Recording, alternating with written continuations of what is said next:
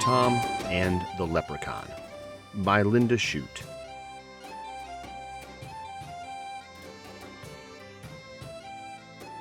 This story is retold from The Field of Bullions, included by folklorist T. Crofton Crooker in Legends and Traditions of the South of Ireland, 1825. An old Irish story, Clever Tom and the Leprechaun, retold and illustrated by Schute. To Libby Thompson, with love. Clever Tom and the Leprechaun. One fine day, on Lady Day in the harvest, Tom Fitzpatrick took a ramble down the lane. Click-clack, click-clack, he heard through the hedge. So Tom tiptoed closer to take a look. The clacking sound stopped when Tom peeped through the bushes. And in the shadow, what did he see? Why, a big gallon pitcher, and a teeny-tiny man with a brown leather apron and a three-cornered hat. Up the small man climbed on his wee wooden stool and dipped his little piggin into the crock. Then he settled down, with his full mug beside him, to hammer on the heel of a fairy-sized shoe. By the powers, thought Tom, it's a leprechaun. If I catch him and scare him, he'll give me his gold. Since I'm a clever fellow, that should be simple. Before the sun sets, I'll have my fortune made. Tom stared at the leprechaun and tried not to blink. He knew that if he looked away, the old man would escape. Then he crept up quite near and tipped his hat, politely saying, "Good day to you, neighbor. Blessings on your work." "Thank you kindly," said the small one, but he never looked up. He just kept on tapping at the heelpiece of the brogue. Tom moved his hand closer while he smiled very sweetly and said, "Today's a holiday. You shouldn't have to work."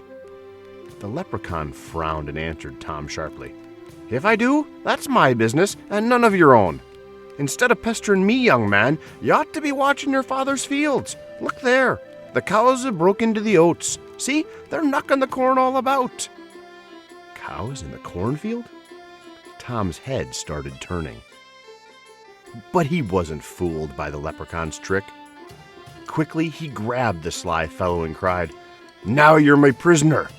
Tell me, where is your gold?" The leprechaun wiggled and twisted and whined, "I'm just a poor man." But Tom held him fast. "You and I both know you're lying," said Tom, and he made a fierce, frightening face. Finally, the leprechaun quit squirming and said, "Tom Fitzpatrick, you're too clever for me. I see you're after my buried treasure, so I'll have to show you where it is hid."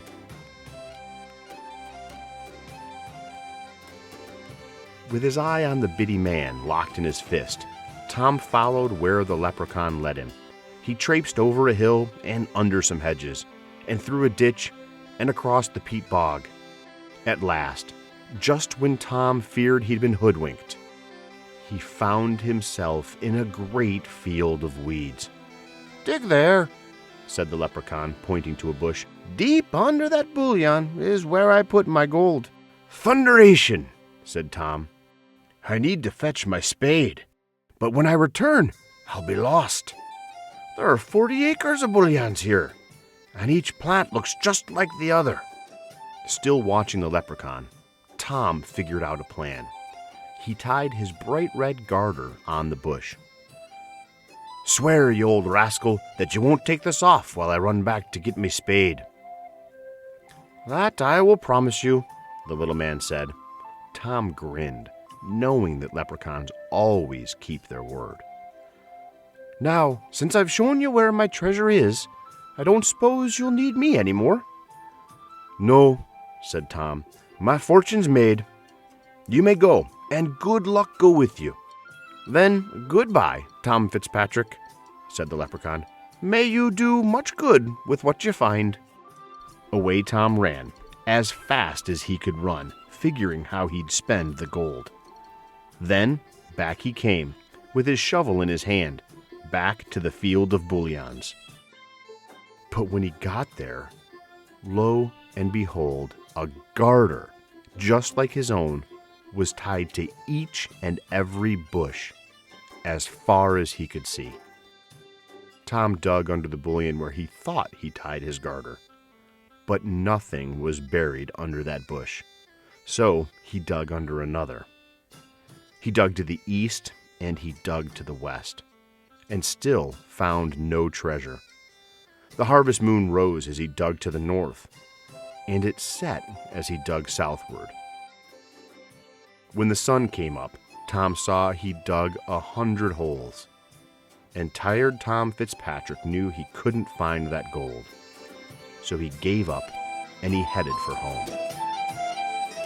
From then on, Tom always carried his spade, and he never stopped listening for a tapping in the field.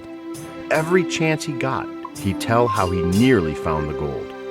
"And since I'm a clever fellow," Tom would end his tale, "the next time I catch that leprechaun, I'll have my fortune made."